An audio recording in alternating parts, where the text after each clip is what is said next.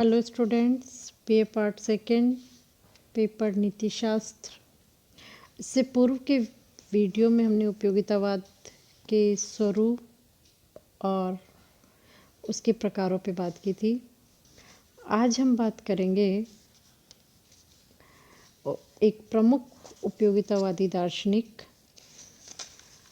जर्मी Bentham की उपयोगितावाद की।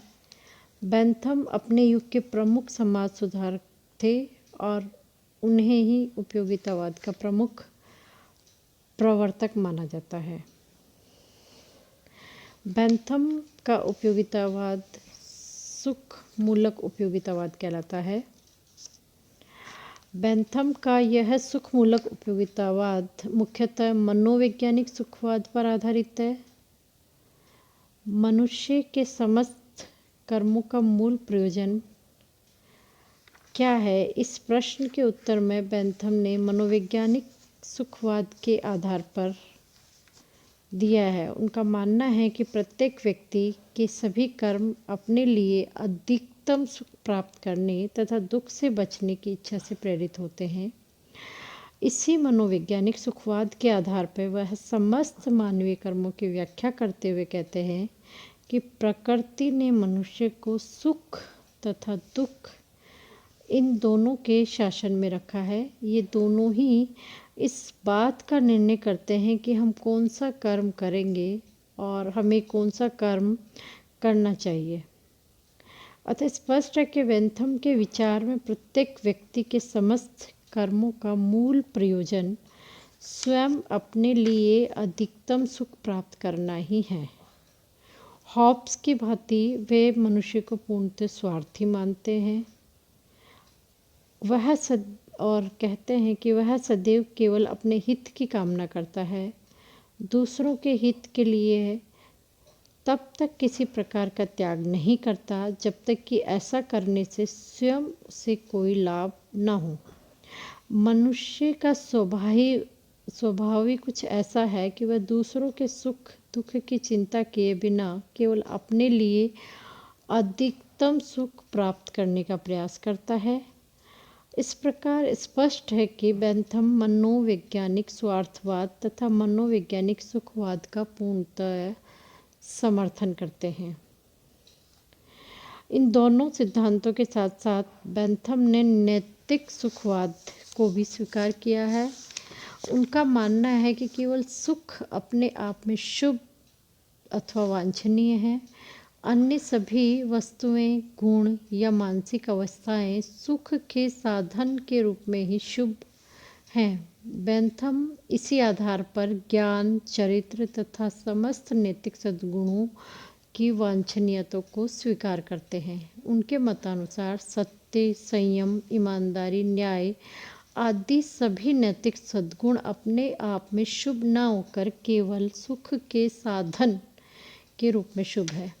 इसका अर्थ यह है कि सुख की उत्पत्ति एवं वृद्धि में सहायक प्रत्येक कर्म शुभ तथा दुख की उत्पत्ति और वृद्धि में सहायक प्रत्येक कर्म अशुभ है।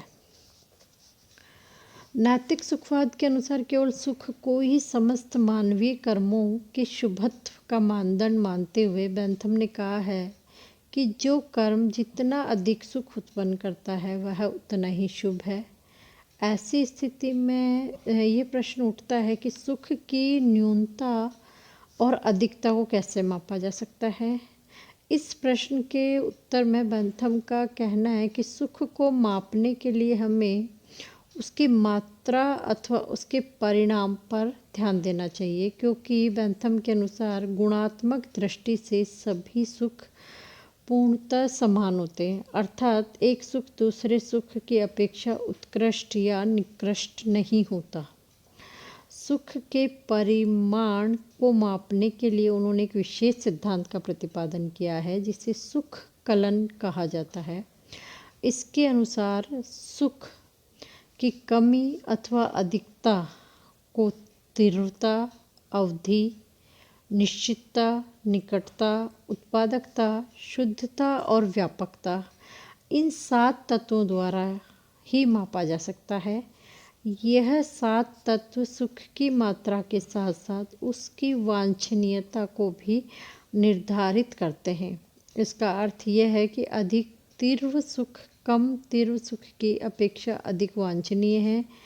इसी प्रकार क्षणिक सुख की अपेक्षा अधिक समय तक बने रहने वाले सुख को वांछनीयता अधिक है।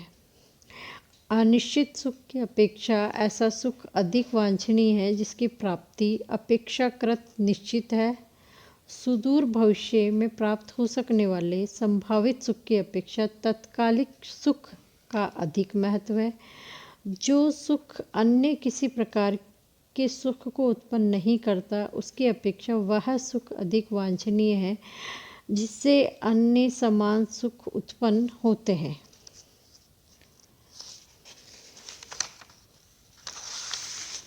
इसी प्रकार दुख मिश्रित सुख की अपेक्षा वह विशुद्ध सुख अधिक वांछनीय है जिसमें किसी भी प्रकार के दुख का मिश्रण न हो। अतः केवल एक व्यक्ति तक सीमित सुख की अपेक्षा उस व्यापक सुख का कहीं अधिक महत्व है जिसका बहुत अधिक व्यक्ति उपभोग करते अथवा कर सकते हैं। संक्षेप में बेंथम के मतानुसार सभी 7 तत्व ही सुख की मात्रा और वांछनीयता दोनों को निश्चित करते हैं। मनुष्य को पूर्णतः स्वार्थी मानते हुए भी बेंथम यह कहते हैं कि प्रत्येक व्यक्ति को केवल अपने सुख के लिए नहीं अपितु अधिकतम व्यक्तियों के अधिकतम सुख के सिद्धांत के अनुसार आचरण करना चाहिए। यह अधिकतम व्यक्तियों का अधिकतम सुख ही स्वार्थमूलक उपयोगितावाद का आधारभूत सिद्धांत है। बेंथम, मिल, सिज़विक आदि सुखमूलक उपयोगितावादी इस मूल सिद्धांत को स्वीकार करते हैं जिसके अनुसार अधिकतम व्यक्तियों के अधिकतम सुख में सहायक प्रत्येक कर्म शुभ तथा इसमें बाधक प्रत्येक कर्म अशुभ है। बेंथम ने स्पष्ट कहा कि यह उपयोगितावादी सिद्धांत मनुष्य के समस्त नैतिक कर्तव्यों को निर्धारित करता है क्योंकि उपयोगिता के अतिरिक्त नैतिकता का कोई और आधार नहीं हो सकता। उनके विचार में उपयोगितावाद के इस मूल सिद्धांत के अनुसार आचरण करते समय सभी व्यक्तियों के सुख को समान महत्व देना आवश्यक है। बेंथम सभी व्यक्तियों के सुख के इसी न्यायपूर्ण वितरण को दृष्टि में रखकर एक विशेष सिद्धांत का प्रतिपादन करते हैं, जिस सिद्धांत के अनुसार प्रत्येक व्यक्ति का महत्व केवल एक व्यक्ति का ही महत्व है, इससे अधिक नहीं। स्पष्ट है, यह सिद्धांत सुख की अधिकतम उत्पत्ति के साथ साथ उसके न्यायपूर्ण वितरण को भी विशेष महत्व देता है। व्यवहारिक जीवन में सदैव इसके अनुसार आचरण करना अत्यंत कठिन है, फिर भी ये अवश्य कहा जा सकता है कि निष्पक्षता या समानता के इस सिद्धांत का प्रतिपादन करके बेंथम ने उपयोगिता के साथ साथ न्याय की आवश्यकता को भी स्वीकार किया है और इस प्रकार उपयोगिता को स्वार्थमूलक सुखवाद की अपेक्षा और अधिक संतोषजनक बनाने का प्रयास किया है। परंतु यहाँ प्रश्न उठाया जा सकता है कि स्वार्थमूलक तथा मनोवैज्ञानिक सुखवाद में विश्वास करते हुए भी बेंथम उपयोगितावाद का समर्थन कैसे कर सकते हैं। यदि मनुष्य स्वभावतः स्वार्थी है और केवल अपने लिए अधिकतम सुख की खोज करता है, उससे यह आशा कैसे की जा सकती है कि वह उपयोगितावाद के मूल सिद्धांत अधिकतम व्यक्तियों के अधिकतम सुख के अनुसार ही आचरण करे। स्वयं बेंथम ने यह प्रश्न उठाया है कि पूर्णतः स्वार्थी होते हुए भी मनुष्य सामाजिक हित अथवा सुख के लिए कार्य क्यों करता है। इस प्रश्न का उत्तर देते हुए मुख्य 4 कारणों से प्रत्येक व्यक्ति को अपने सुख के साथ साथ दूसरे के सुख का भी ध्यान रखना पड़ता है और ये 4 कारण हैं: भौतिक दबाव, राजनीतिक दबाव, सामाजिक दबाव तथा धार्मिक दबाव। शारीरिक स्वास्थ्य के लिए जिन प्राकृतिक नियमों का पालन करना आवश्यक है उन्हें बेंथम भौतिक दबाव कहते हैं।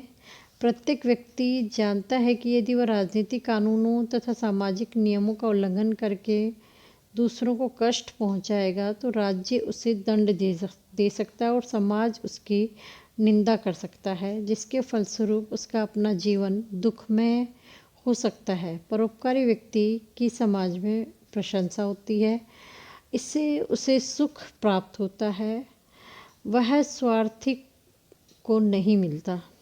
इसके अतिरिक्त बहुत से व्यक्ति यह भी विश्वास करते हैं कि यदि दूसरों को हानि पहुंचाएंगे तो ईश्वर उन्हें कठोर दंड देगा। इसके विपरीत कर्म करने वाले मनुष्य पे ईश्वर प्रसन्न होगा, उन्हें सुख मिलेगा। इस प्रकार बेंथम के मतानुसार राज्य, समाज अथवा ईश्वर द्वारा दंडित किए जाने के भय से तथा पुरस्कृत किए जाने के आकर्षण से मनुष्य अपने सुख के साथ साथ दूसरों के सुख का भी ध्यान रखने के लिए प्रेरित होता है।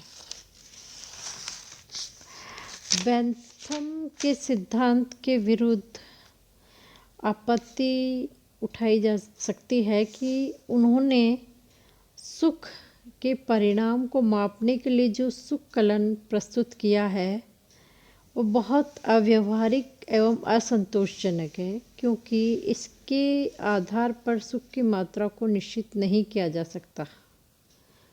धन्यवाद।